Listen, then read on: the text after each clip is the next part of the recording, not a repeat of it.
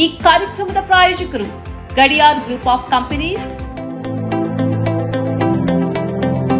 Gadiar Group of Companies, synonymous with excellence and innovation, stands as your dynamic partner for progress.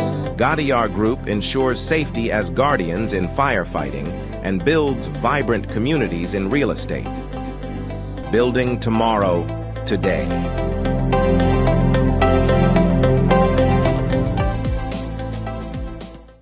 Kudukoli petrol pump Perla ವಿಶ್ವಾಸಾರ್ಹ ಸೇವೆಗೆ ಅಬ್ದುಲ್ಲಾ ಮದುಮುಲೆ ಸಾರಥ್ಯದ ಪೆರ್ಲಾ ಕುಡುಕೋಳಿ ಪಂಪ್ಗೆ ಭೇಟಿ ನೀಡಿ. ರಾಜ್ಯ ಹೆದ್ದಾರಿ 64ರಲ್ಲಿ ನಿಮಗಾಗಿ ಕಾಯುತ್ತಿದೆ.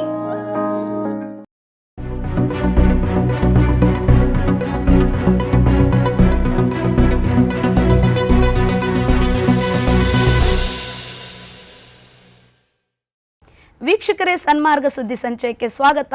ನಾನು ಬಬಿತಾ ಶ್ರೀನಿವಾಸ್. ರಾಜ್ಯಕ್ಕೆ ವಂಚಿಸಿದ ಬಿಜೆಪಿ ರಾಜ್ಯಕ್ಕೆ ಆದ ಅನ್ಯಾಯವನ್ನು ಸಮರ್ಥಿಸಿ ಕೇಂದ್ರದ ಪರವಾಗಿ ಮಾತನಾಡುತ್ತಿರುವ ಬಿಜೆಪಿಯವರು ರಾಜ್ಯದ ಜನರ ಪರವಾಗಿ ನಿಲ್ಲುತ್ತಾರಾ? ನೀವೇ ತೀರ್ಮಾನಿಸಿ ಎಂದು ಮುಖ್ಯಮಂತ್ರಿ ಸಿದ್ದರಾಮಯ್ಯ ರಾಜ್ಯದ ಜನರಲ್ಲಿ ಕೇಳಿದ್ದಾರೆ. ಅರಸೀಕೆರೆಯಲ್ಲಿ ಮಾತನಾಡಿದ ಮುಖ್ಯಮಂತ್ರಿ ಸಿದ್ದರಾಮಯ್ಯ, ಭದ್ರಾ ಮೇಲ್ದಂಡೆಯನ್ನ ರಾಷ್ಟ್ರೀಯ ಯೋಜನೆಯನ್ನಾಗಿ ಮಾಡ್ತೀವಿ ಎಂದು, ಇದಕ್ಕಾಗಿ 5,300 ಕೋಟಿ ಕೊಡ್ತೀವಿ ಎಂದು ನಿರ್ಮಲಾ ಸೀತಾರಾಮನ್ ಕೇಂದ್ರ ಬಜೆಟ್ನಲ್ಲಿ ಮತ್ತು ಬೊಮ್ಮಾಯಿ ರಾಜ್ಯ ಬಜೆಟ್ನಲ್ಲಿ ಘೋಷಿಸಿದರು. ಆದರೆ ಇವತ್ತಿನವರೆಗೂ ಒಂದೇ ಒಂದು ರೂಪಾಯಿಯನ್ನೂ ಕೊಡದೆ ರಾಜ್ಯಕ್ಕೆ ವಂಚಿಸಿದರು. ಇವರು ನಿಮ್ಮ ಪರವಾಗಿ ಇರುವವರ, ರಾಜ್ಯದ ಪರವಾಗಿ ನಿಲ್ಲುವವರ ಎನ್ನುವುದನ್ನು ನೀವೇ ತೀರ್ಮಾನಿಸಿ ಎಂದು ಜನರಿಗೆ ಕರೆ ನೀಡಿದರು.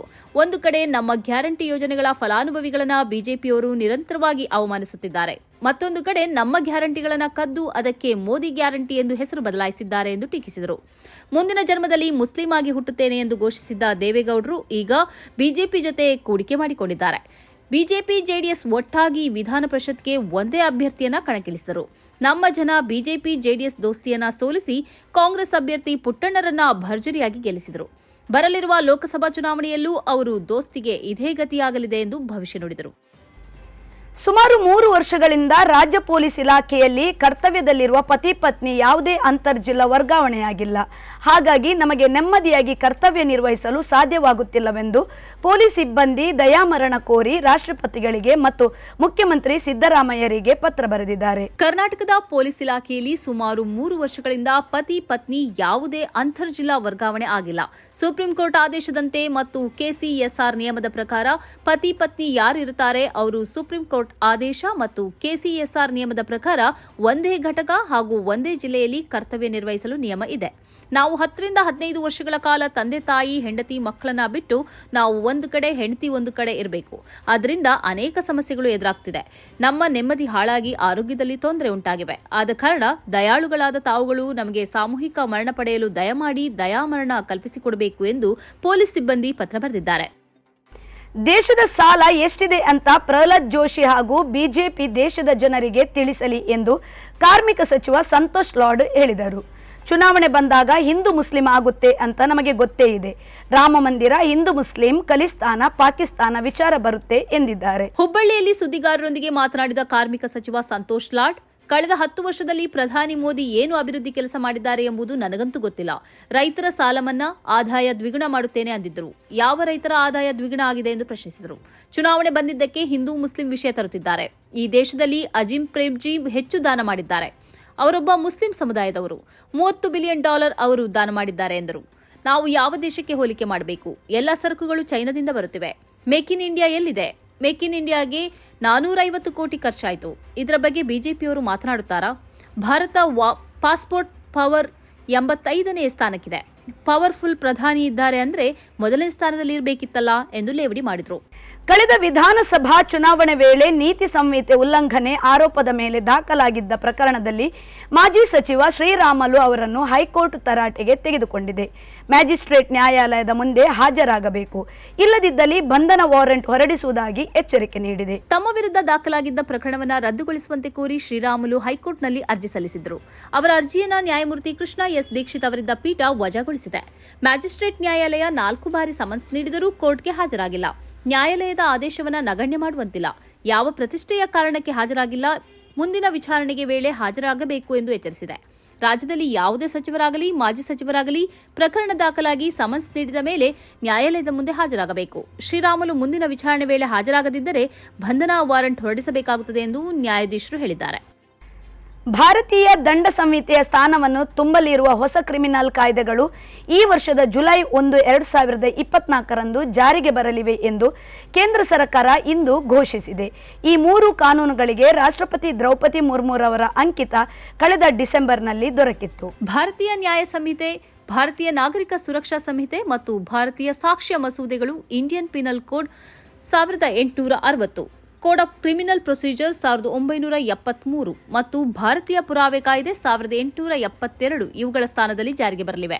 ಈ ಹೊಸ ಕಾನೂನುಗಳು ಭಾರತೀಯತೆ, ಭಾರತೀಯ ಸಂವಿಧಾನ ಮತ್ತು ಜನರ ಯೋಗಕ್ಷೇಮಕ್ಕೆ ಮಹತ್ವ ನೀಡಲಿವೆ ಎಂದು ಅವುಗಳನ್ನು ಕಳೆದ ವರ್ಷ ಸಂಸತ್ತಿನಲ್ಲಿ ಮಂಡಿಸುವ ವೇಳೆ ಕೇಂದ್ರ ಗೃಹ ಸಚಿವ ಅಮಿತ್ ಶಾ ಹೇಳಿದ್ದರು. ಈ 3 ಕಾನೂನುಗಳಿಗೆ ಸಂಸತ್ ಅನುಮೋದನೆ ನೀಡಿದೆ ಹಾಗೂ ರಾಷ್ಟ್ರಪತಿ ದ್ರೌಪದಿ ಮುರ್ಮುರವರ ಅಂಕಿತ ಕಳೆದ ಡಿಸೆಂಬರ್ನಲ್ಲಿ ಅವುಗಳಿಗೆ ದೊರಕಿತು. ಉತ್ತರ ಪ್ರದೇಶದಲ್ಲಿ ಭಾರತ್ ಜೋಡೋ ನ್ಯಾಯ ಯಾತ್ರೆ ಮತ್ತೆ ಪ್ರಾರಂಭವಾಗಿದ್ದು, ಮೊರಾದಾಬಾದಿನಲ್ಲಿ ಭಾರತ್ ಜೋಡೋ ನ್ಯಾಯ ಯಾತ್ರೆ ಸಾಗುತ್ತಿದೆ. ಕಾಂಗ್ರೆಸ್ ಮತ್ತು ಇಂಡಿಯಾ ಮೈತ್ರಿ ಬಣ, ಸಮಾಜವಾದಿ ಪಕ್ಷದ ಕಾರ್ಯಕರ್ತರು ಯಾತ್ರೆಯಲ್ಲಿ ಭಾಗವಹಿಸಿದ್ದಾರೆ.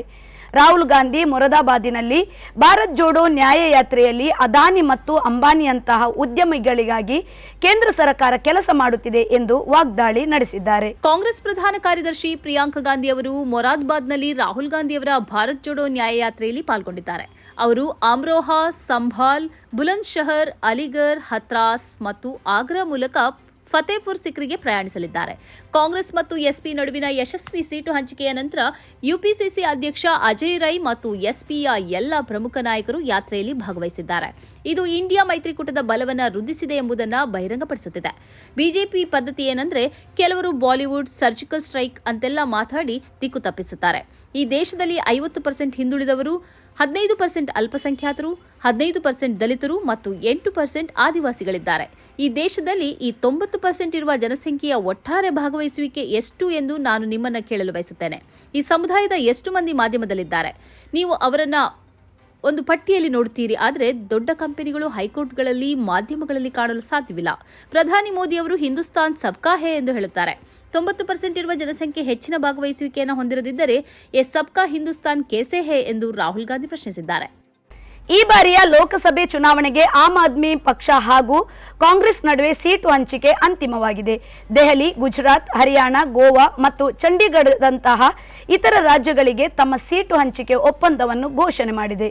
ಈ ಬಗ್ಗೆ ಸುದ್ದಿಗೋಷ್ಠಿಯನ್ನು ಉದ್ದೇಶಿಸಿ ಮಾತನಾಡಿದ ಕಾಂಗ್ರೆಸ್ ನಾಯಕ ಮುಕುಲ್ ವಾಸ್ನಿಕ್, ದೆಹಲಿಯ 7 ಲೋಕಸಭಾ ಕ್ಷೇತ್ರಗಳ ಪೈಕಿ ಕಾಂಗ್ರೆಸ್ ಪಕ್ಷ 3 ಕ್ಷೇತ್ರದಲ್ಲಿ ಹಾಗೂ ಆಪ್ 4 ಕ್ಷೇತ್ರದಲ್ಲಿ ಸ್ಪರ್ಧಿಸಲಿದೆ.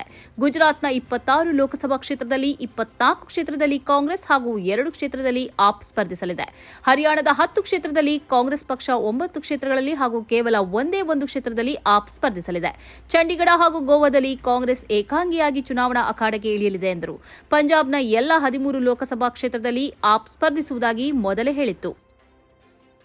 ಅಸ್ಸಾಂ ಮುಸ್ಲಿಂ ವಿವಾಹ ಮತ್ತು ವಿಚ್ಛೇದನ ನೋಂದಣಿ ಕಾಯ್ದೆ 1935 ರದ್ದುಗೊಳಿಸಲು ಸಚಿವ ಸಂಪುಟ ಸಭೆಯಲ್ಲಿ ಅಸ್ಸಾಂ ಸರ್ಕಾರ ನಿರ್ಧರಿಸಿದೆ. ಶತಮಾನಗಳಷ್ಟು ಹಳೆಯದಾದ ಈ ಕಾಯ್ದೆಯನ್ನ ಅಸ್ಸಾಂನ ಮುಖ್ಯಮಂತ್ರಿ ಹಿಮಂತ್ ಬಿಸ್ವಾ ಶರ್ಮಾ ನೇತೃತ್ವದ ಸರ್ಕಾರ ರದ್ದುಗೊಳಿಸಲು ನಿರ್ಧರಿಸಿದೆ. ಸಚಿವ ಸಂಪುಟ ಸಭೆಯ ಬಳಿಕ ಸುದ್ದಿಗಾರರೊಂದಿಗೆ ಮಾತನಾಡಿದ ಸಚಿವ ಜಯಂತ್ ಮಲ್ಲಬರುವ, ಏಕರೂಪ ನಾಗರಿಕ ಸಂಹಿತೆ ನಿಟ್ಟಿನಲ್ಲಿ ಮುಸ್ಲಿಂ ವಿವಾಹ ಕಾಯ್ದೆ ರದ್ದತಿ ನಿರ್ಧಾರವು ದೊಡ್ಡ ಹೆಜ್ಜೆ. ಇನ್ನು ಮುಂದೆ ರಾಜ್ಯದಲ್ಲಿ ಮುಸ್ಲಿಂ ವಿವಾಹ ಮತ್ತು ವಿಚ್ಛೇದನಗಳ ನೋಂದಣಿಯನ್ನ ಜಿಲ್ಲಾಧಿಕಾರಿ ಮತ್ತು ಜಿಲ್ಲಾ ನೋಂದಣಾಧಿಕಾರಿಗಳು ಮಾಡಲಿದ್ದಾರೆ. ಪ್ರಸ್ತುತ ಮುಸ್ಲಿಂ ವಿವಾಹ ವಿಚ್ಛೇದನ ನೋಂದಣಿ ಕಾಯ್ದೆಯಡಿ ಕಾರ್ಯನಿರ್ವಹಿಸುತ್ತಿರುವ 94 ಮುಸ್ಲಿಂ ರಿಜಿಸ್ಟರ್ಗಳನ್ನು ತೆಗೆದುಹಾಕಲಾಗುವುದು. ಅವರೆಲ್ಲರಿಗೂ ತಲಾ 2 ಲಕ್ಷ ರೂಪಾಯಿಗಳ ಒಂದು ಬಾರಿಯ ಪರಿಹಾರವನ್ನು ನೀಡಲಾಗುತ್ತದೆ ಎಂದು ತಿಳಿಸಿದರು. ಇದು ಈ ಹೊತ್ತಿನ ಸುದ್ದಿ ಸಂಚಯ. ನಿರಂತರ ಕಾರ್ಯಕ್ರಮಗಳಿಗೆ ನೋಡ್ತಾ ಇರಿ ಸನ್ಮಾರ್ಗ ನ್ಯೂಸ್.